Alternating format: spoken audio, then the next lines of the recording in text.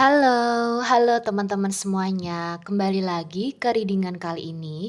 Kali ini adalah readingan yang cukup special, very special, oke. So, karena ini tuh lagi sangat panas nih berita tentang pelecehan seksual yang dilakukan oleh 16 mahasiswa Universitas Indonesia. Dan ada juga dari mahasiswa ITB yang membuat lagu berjudul Erika. Oke. So, kali ini video ini tujuan aku adalah untuk mengedukasi teman-teman sekalian. Kemudian melalui energi reading ya. Jadi ini aku akan fokus kepada shadow side-nya. Kemudian aku menunjukkan video ini tuh tidak untuk menghakimi siapapun, tapi di sini lebih kepada kayak, ayo bareng-bareng yuk kolektif semuanya sadar gitu tentang masalah ini. Karena masalah ini tuh nggak sekali 2 kali, kayak setiap tahun tuh kayak ada mulu gitu ya. Bosen nggak sih gitu kan? Dan parahnya ya, setiap tahun itu tambah banyak gitu. Istilahnya kayak tambah parah ya, bukannya tambah baik tapi kayak tambah berkurang tapi kayak malah tambah parah gitu. Jadi kita akan lihat di sini, aku akan bahas yang pertama, itu adalah energi di balik perilaku pelecehan ya. Kenapa seseorang itu bisa melakukan itu gitu. Kayak ini adalah dari perspektif energi dia ya. Kita lihat mungkin ada energi dominan atau energi yang sesuatu hal yang kayak seseorang itu lebih rendah daripada kita. Itu tuh orang-orang NPD. Kemudian yang kedua yang akan kita bahas adalah kenapa orang pintar IQ-nya tinggi. Jadi intellectual quotient-nya itu tinggi, tapi belum tentu dia itu sadar emosi. Belum tentu mereka bisa meregulasi emosi dengan baik gitu. Jadi mereka sering dilatih tentang logika, tentang data, tentang reasoning. Jadi kayak kuliah ya, kuliah kita tuh sering ngerjain ini itu ya. Kita berorganisasi, kita dipaksa untuk berpikir kritis, kita dipaksa untuk berpikir logis ya. Tapi ada satu hal yang kurang, kita tidak diajarkan untuk merasakan. Kita tidak diajarkan untuk berempati terhadap orang lain gitu. Mungkin banyak organisasi-organisasi yang ada di kampus seperti sosial kemasyarakatan ataupun organisasi lainnya seperti BEM dan lain sebagainya yang mana tujuan mereka adalah untuk membantu mahasiswa, untuk membantu masyarakat sekitar. Ada KKN juga ya gitu. Tapi di situ tidak secara jelas diajarkan tentang bagaimana memahami emosi orang lain gitu. Bagaimana caranya ya kesadaran itu tuh kurang gitu, kesadaran untuk bersosialisasi, bukan berarti bersosialisasi di sini tuh adalah kita ngobrol aja, kita sharing aja, enggak. Tapi lebih tepatnya kayak, apa sih gitu, orang tuh, pantes nggak diginiin gitu, pantes nggak kita gini, dan lain sebagainya, oke. Orang-orang toksik ini tuh akan selalu ada gitu ya. Jadi, tugasnya kita di sini ya sebagai orang yang aware dan sadar kalau itu tuh salah, ya ada yang harus kita lakukan adalah menegurnya, gitu. Jadi yang harus kita lakukan adalah menegurnya. Aku dulu pernah guys, aku dulu pernah, relate gitu, aku pernah menegur seseorang yang menurut aku kayak, "Nih orang kok kayak gini banget ya?" Gitu. Jadi kayak dia itu baru kenal nih, baru kenal orang tuh 2 minggu, tapi dia udah membuat itu kayak logika reasoning, kenapa nih orang gini, kenapa nih orang gini, kenapa nih orang gini. Padahal lu baru kenal 2 minggu anjir gitu. Lu baru kenal 2 minggu tuh orang. Lu belum kenal watak sifatnya kayak gimana, baru aja 2 minggu ya, tapi udah wah parah gitu. Kayak udah paling tahu nih gitu kan. Jadi maksud aku adalah kita itu, eee, manusia ya. Kita sebagai manusia itu ya memanusiakan manusia gitu. Kita harus sadar diri kamu tempatnya di mana, kita itu semuanya tuh sama guys, kita di mata Allah tuh semuanya sama. Bahkan kita di mata orang yang paling kaya sedunia sekalipun, ya kita tuh sama gitu. Kita di mata semesta tuh sama, kita tuh bagai debu-debu yang kecil gitu. Tapi kadang orang lain itu kayak memposisikan dirinya itu lebih baik dari orang lain gitu ya.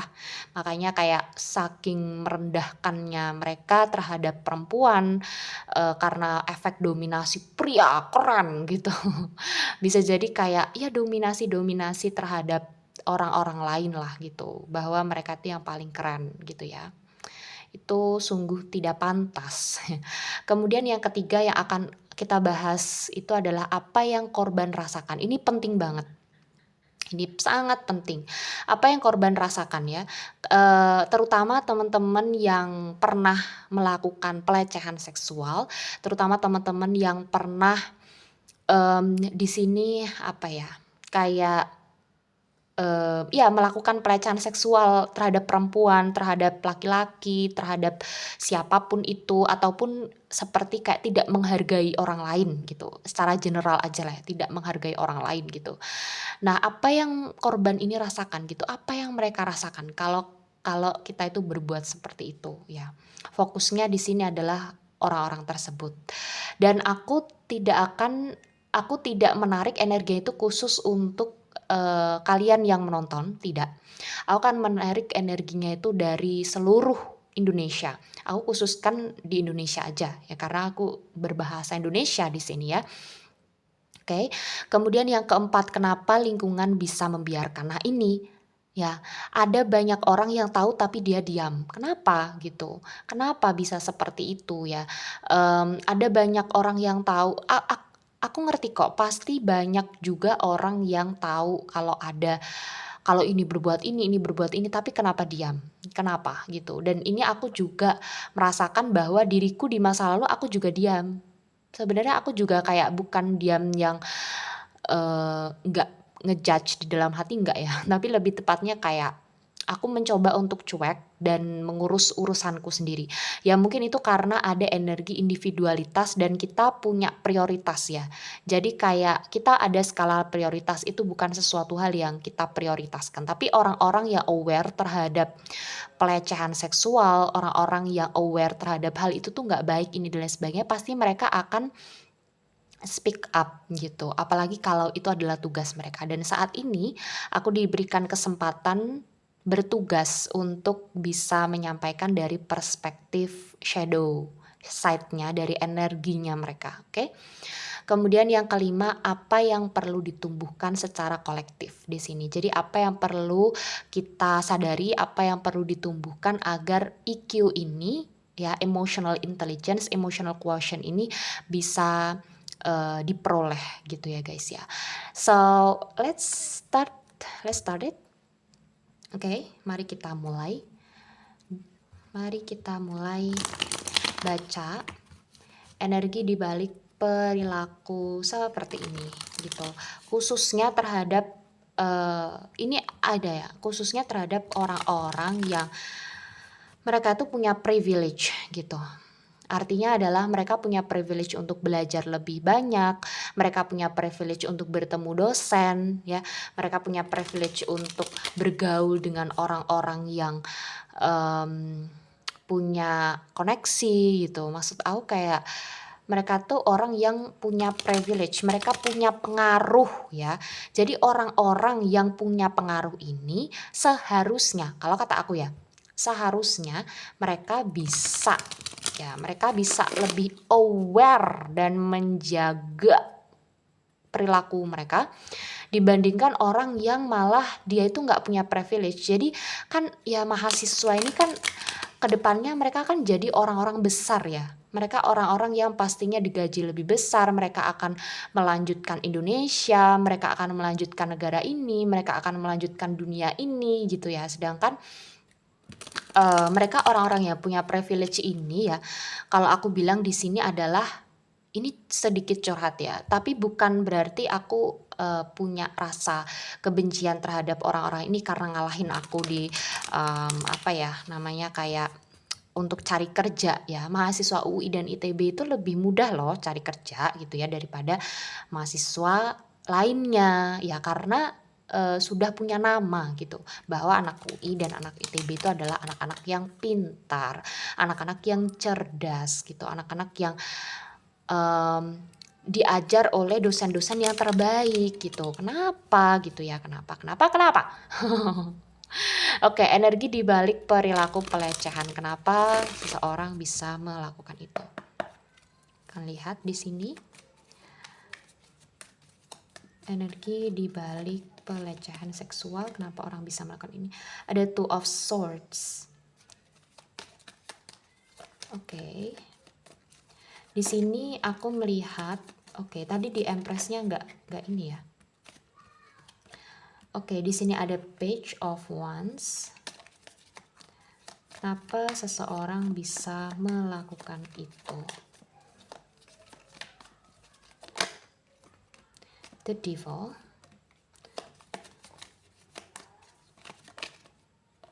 The Hierophant, satu lagi.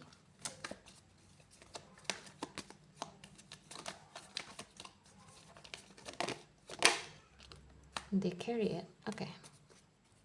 Bottom of the deck adalah Eight of Pentacles. Oke, kenapa sebagian orang mereka itu bisa melakukan hal itu ya? Two of Swords di sini itu adalah kebingungan. Jadi ini orang-orang yang mereka itu belum memiliki arah dalam hidupnya. Jadi bisa dibilang sebagian dari mereka tuh nggak tahu arah gitu. Mereka itu nggak ditunjukkan mana yang benar dan mana yang salah. Ya, jadi mereka itu cenderung mengikuti apa yang menurut mereka benar gitu. Jadi ini bisa jadi kayak orang-orang yang mereka tidak sadar dengan situasi sosial, mereka buta secara sosial, mereka buta secara sanksi sosial gitu. Jadi kebanyakan dari mereka ini mungkin mereka dikelilingi oleh orang-orang yang tidak peduli, mereka sering diabaikan, mereka mungkin juga termasuk salah satu korban bullying ya. Di sini bullying dalam artian ya mungkin di masa kecil gitu, istilahnya kayak gitu ya, entah bullying di dalam keluarga ataupun di dalam lingkungannya. Two of Swords di sini,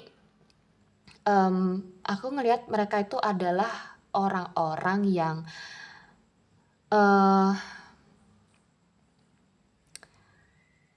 tidak tahu gitu loh. Jadi bukan orang-orang yang mengerti sanksi sosial ya, aku bilang tadi kayak bener-bener nih orang-orang yang kebingungan. Jadi orang-orang yang nggak punya arah, orang bingung gitu. Tapi bukan orang stres, enggak.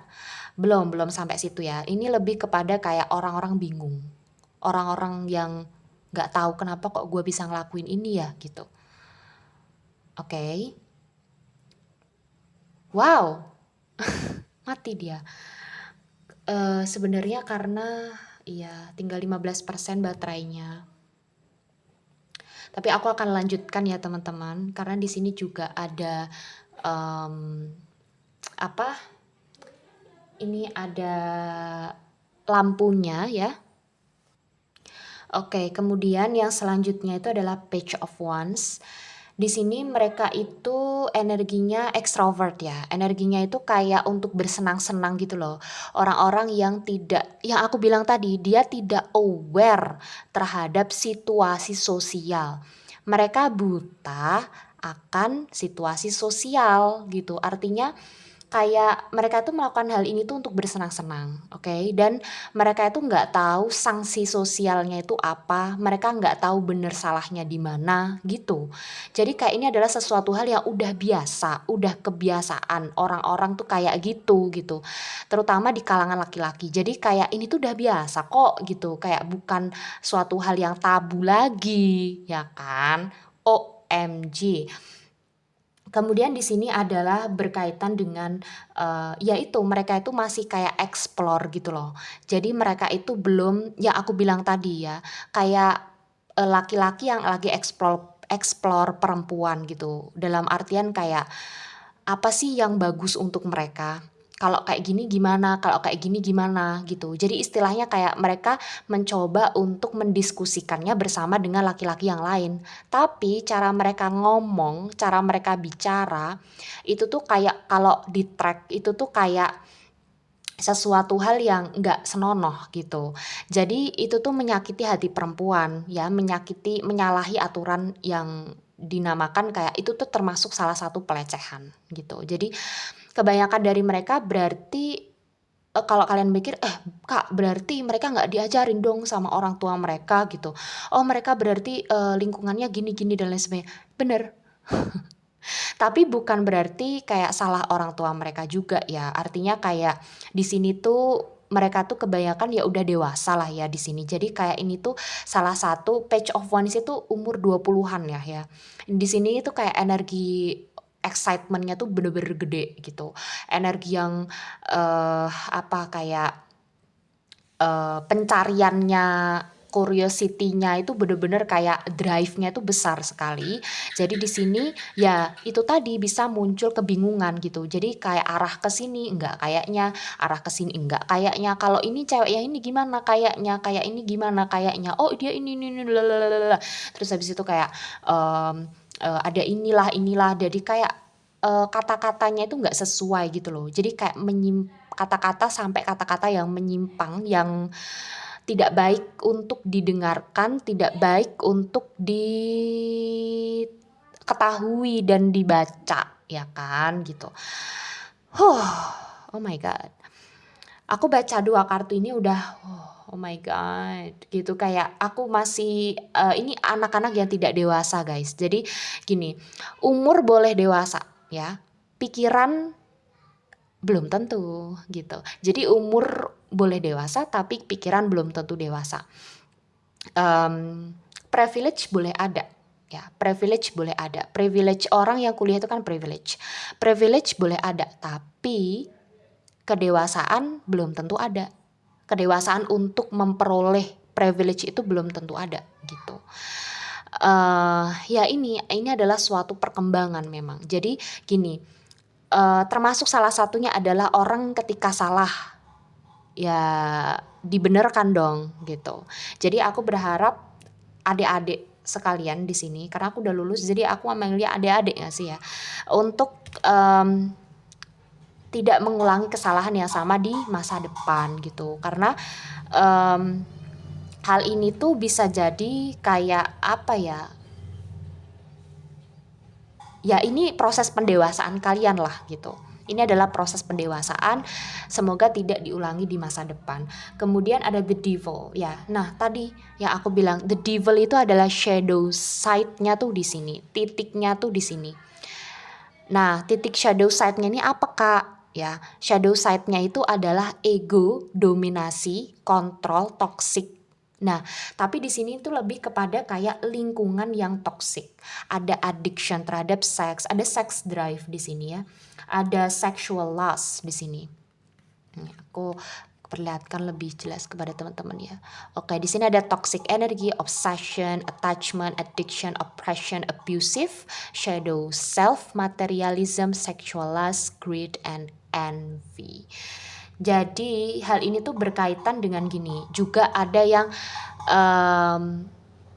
oke, ada backsoundnya ya, tak tak tak tak gitu.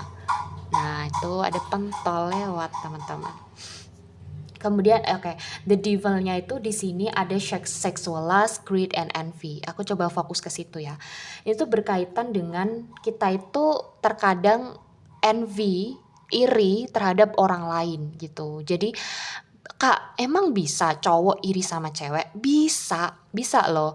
Apalagi sekarang cewek-cewek kan pakaiannya rapi, wangi, kemudian kayak mungkin cewek cantik tuh banyak yang suka, kemudian cewek sekarang pada pinter-pinter, juara kelas, kemudian, ikut organisasi, sibuk ini itu dan lain sebagainya. Menurut kalian Kayak gitu kalau misalnya mereka belum dewasa secara maskulin ya, secara mereka itu, ya aku bilang tadi ya page of one mereka belum dewasa, mereka nggak tahu arah, ya mereka akan menyalahkan kalian gitu. Jadi ini tuh berdasarkan sesuatu hal yang toksik yang ada di dalam diri mereka, ya karena ada jealous, ada envy ke cewek gitu. Jadi nggak semuanya itu berkaitan dengan, mmm tentang seksual ya, berkaitan tentang drive-nya si cowok itu, ya ada di sini ya, the devil-nya termasuk ada drive-nya, tapi di sini aku lebih besar menangkapnya bahwa mereka itu iri gitu, mereka iri terhadap pencapaian, mereka iri terhadap kalian cantik, padahal ya mereka kan cowok ya, kenapa mereka harus iri gitu kalau misalnya kita cantik, kita punya karir yang bagus, kita, pencapaian ini itu, kenapa mereka harus iri gitu? Kan, mereka juga bisa ngelakuin itu, iya nggak sih? Nah, tapi di sini ada toxic energy, jadi orang-orang yang toxic, orang-orang yang NPD itu tadi, mereka nggak sadar kalau mereka toxic, itu yang pertama. Yang kedua, lingkungan mereka membiasakan ataupun membiarkan perilaku seperti itu, dan di orang-orang lain juga gitu kok, teman-teman aku juga gitu kok, gitu. Jadi kayak mereka nggak sadar kalau lingkungan mereka toksik, karena mereka sudah terbiasa terhadap lingkungan itu, gitu. Gitu guys. Kemudian di sini ada addiction ya, sexual lust, mungkin, bisa kebanyakan nonton film porno, kemudian, mmm, banyak hal lah ya di sini, tapi aku yang lebih menangkapnya itu adalah sebuah iri dan dominasi gitu, kayak kontrol, ingin dominasi, ingin sebuah kayak kebebasan gitu. Jadi kayak, "Kok aku nggak bisa memiliki dia?" Gitu istilahnya. Kemudian di sini ada di Hierophant. Nah, ini adalah moralnya ya. Ini di samping the devil ada di Hierophant. Ini adalah orang-orang yang mereka itu secara moral, mereka itu tidak melihat gitu. Istilahnya yang aku bilang tadi ya, mereka mereka tidak dekat dengan Yang Maha Kuasa gitu. Di Hierophant itu adalah mmm pemuka agama. Jadi mereka tidak dekat dengan Tuhannya, mereka tidak dekat dengan pemuka agama, mereka tidak dekat dengan agamanya. Kemungkinan mereka sholat iya, kemungkinan mereka ke gereja, ke pura iya, kemungkinan iya. Tapi mereka hanya melakukan itu sebagai sebuah kebiasaan karena orang-orang ngelakuin juga gitu. Ini pikirannya kemana gitu, maksud aku kayak, guys, mungkin di sini ya umur 20-an ini dan lain sebagainya, tapi setidaknya di sini ada pengetahuan tentang spiritual ya. Jadi, eee, kalau misalnya kita runtut ke belakang gitu, cara guru-guru kita mengajarkan agama itu salah satunya adalah coba diajarkan tentang spiritualitas juga. Artinya adalah kita sholat itu bukan sekedar jungkat-jungkit, kemudian sekedar oke sholat aja, tapi di situ ada yang namanya kekhusyukan. Yang terpenting itu khusyuknya itu yang terpenting gitu. Adanya Allah itu loh. Jadi bukan karena kayak mengikuti mengikuti sosial aja, mengikuti standar sosial aja, orang-orang ngelakuin itu, yuk kita ngelakuin itu juga gitu, enggak, ya enggak, oke. Hah, oke.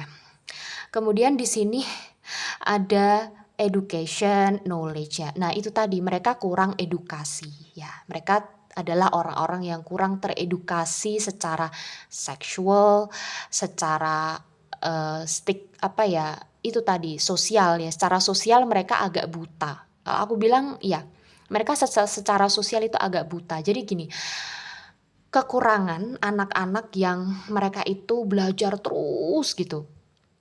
Mereka belajar terus, dalam matematika mereka oke, IPA-nya oke, biologinya oke, fisika, kimia oke gitu. Istilahnya kayak eksaknya mereka oke. Komunikasi mereka oke, mereka karismatiknya wow gitu. Tapi ada satu yang kurang, ya edukasi tentang sosialnya mereka kurang, tentang perasaan sosial, tentang, apa ya, perasaan kolektif gitu. Ya, di sini kan kebanyakan pelakunya adalah laki-laki ya. Kenapa gitu? Kenapa? Karena laki-laki itu, kebanyakan itu adalah kayak mereka berpikir bahwa mereka keren kalau mereka itu bisa ini, mereka bisa mencapai, eee apa ya, material yang segini, mereka bisa mencapai status yang segini, padahal ya enggak gitu, padahal enggak semuanya seperti itu gitu. Dan nah, malah kayak gini, perempuan malah jadinya kayak, kalian tahu nggak sih guys, perempuan itu sejatinya, bayi itu sejatinya, ya laki-laki perempuan lah ya, sejatinya mereka bersih ya kan. Kemudian mereka jadi bermasalah seperti hari ini, seperti sekarang yang kita lihat gitu.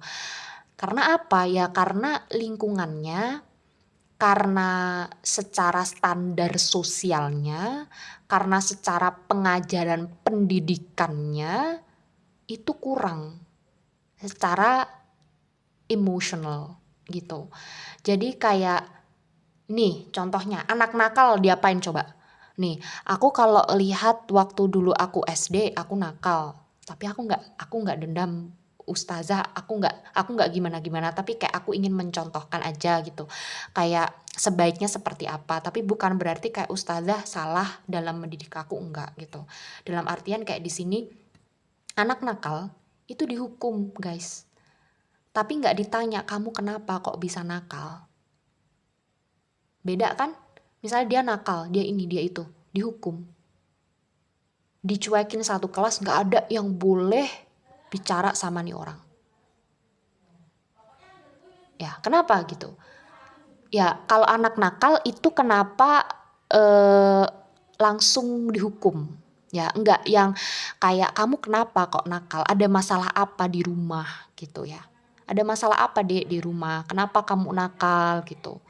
Enggak, tapi lebih kepada kayak, nah seperti itu ya teman-teman. Jadi ditanyakan terlebih dahulu gitu. Nah kemudian di Hierophant. Oke, tadi sempat aku cut dulu. Tadi sampai mana ya? Oke, tadi ditanyakan gitu, kenapa kamu nakal? Apa yang menjadi masalah kamu di rumah gitu. Jadi itu lebih empatetik daripada anak nakal langsung dihukum, anak nakal langsung dipukul, ya, anak nakal langsung di ini itu bukan gini, bukan masalah kayak, "Oh nggak kuat nanti dia di ini dan lain sebagainya." Beda lagi Bu, Pak, beda lagi, ya beda lagi. Caranya untuk menjadi anak tuh kuat di dunia nyata itu bukan kayak gitu, bukan kita kasih pukulan, bukan. Itu sesuatu hal kekerasan yang dibenarkan kali karena bapak ibu ini stres gitu ya. Maksudnya kayak stres dalam artian stres kerja, kemudian anaknya nakal, emosinya dikasih ke anak ya. Itulah. Itu salah gitu. Jadi membuat anak kuat, membuat anak disiplin itu ya dikasih tanggung jawab. Dikasih tanggung jawab, dikasih pekerjaan yang benar-benar pekerjaan, dikasih tahu kalau salah ya diperingatkan gitu. Tapi bukan berarti langsung dikasih hukuman, tapi ditanya dulu kenapa kamu salah, kenapa kamu bisa berpikir seperti ini, kenapa kamu bisa gini, kenapanya. Tapi kalau misalnya anak nangis, kayak itu dan lain sebagainya, ya nggak usah ditanya kenapa juga sih, biarin dia nangis dulu selesai, baru nanti kalau udah baik-baik barulah ditanya gitu. Barulah divalidasi perasaannya. Kayak misalnya gini, kalau anak nangis kayak, "Dek," gitu, "tadi kamu ngerasain ini ya, kamu ini ya, kamu ini ya," gitu. Karena kalau misalnya anak kecil banget kan mereka nggak tahu ya kan ya, mereka kenapa ya, mereka cuman bisa nangis ya, mereka cuman bisa nakal gitu, tanpa mereka tahu mereka itu sebenarnya kenapa gitu. Itu yang diajarkan sama psikolog aku dulu, pertama kali aku ngunjungin psikolog tuh di Halodoc teman-teman. Aduh aku lupa lagi ya Allah, ibunya tuh siapa, tapi aku dulu cerita lah banyak gitu di chat, aku ngetik banyak banget terus kayak, oh berarti anak nakal tuh oh ini gini, kayak anak nakal itu ya karena dulu itu pernah ada stres gitu, makanya dia nakal gitu. Kemudian di sini ada the Carriot. Oke, kita lanjut lagi.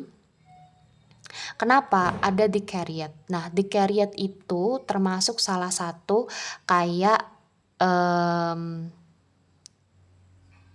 orang yang cukup bentar. Ini tuh seperti energi di mana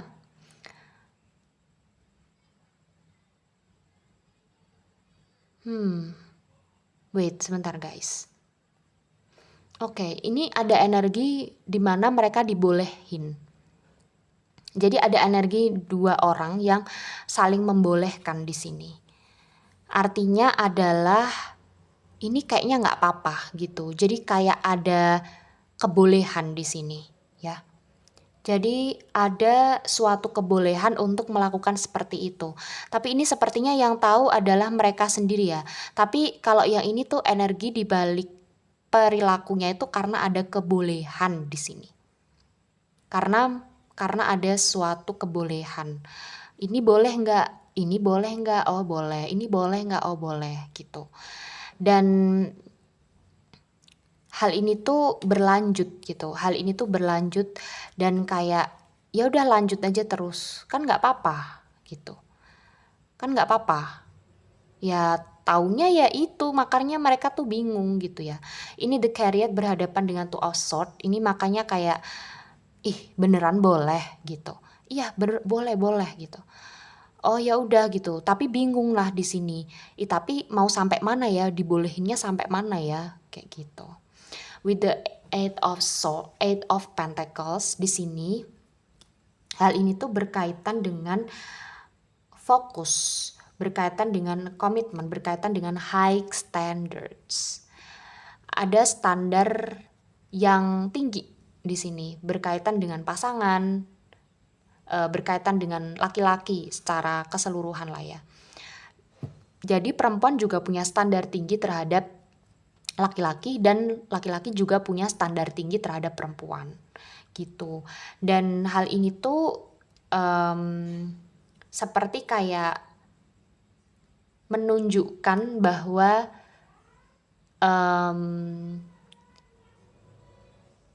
ya jadi hal ini tuh menunjukkan bahwa oke, wait. Fokus aku agak kepecah. I'm so sorry karena ada seorang yang terkadang mengganggu videoku gitu. Alasannya aku nggak tahu kenapa ya, tapi setiap aku ini video itu tuh selalu kayak ngomong tuh kayak teriak banget gitu. Kayak bisa nggak sih ngomong nggak seteriak itu gitu kan? Karena aku ngomong di video ini tuh juga nggak kenceng, maksudnya kayak nggak yang menggelegar gitu. Tapi orang itu kalau ngomong sekenceng itu, ketika aku buat video itu kayak pastilah gitu. Kayak udah 2 kali, 3 kali, kayak hampir berkali kayak ngomong itu sekenceng itu tuh kenapa ya gitu. Kemudian Eight of Pentacles di sini adalah berkaitan dengan standar yang tinggi, oke? Standar yang tinggi. Oh, hal ini juga berkaitan dengan stres yang tinggi. Jadi standar tinggi terhadap masyarakat zaman sekarang, kemudian standar tinggi terhadap nilai, terhadap orang tua yang memberikan standar tinggi bagi orang-orang gitu. Jadi ada bagian dimana kayak kita bukannya menyalahkan orang yang memberikan standar tinggi itu kepada kita, tapi malah kita menyalahkan bahwa kita itu nggak bisa memiliki seseorang, dia gitu misalnya, ya karena dia itu ini, karena dia itu ini, karena dia itu ini. Padahal sebenarnya kita itu nggak berani aja loh, gitu. Kayak pengecut aja loh, gitu. Ngerti kan maksud aku?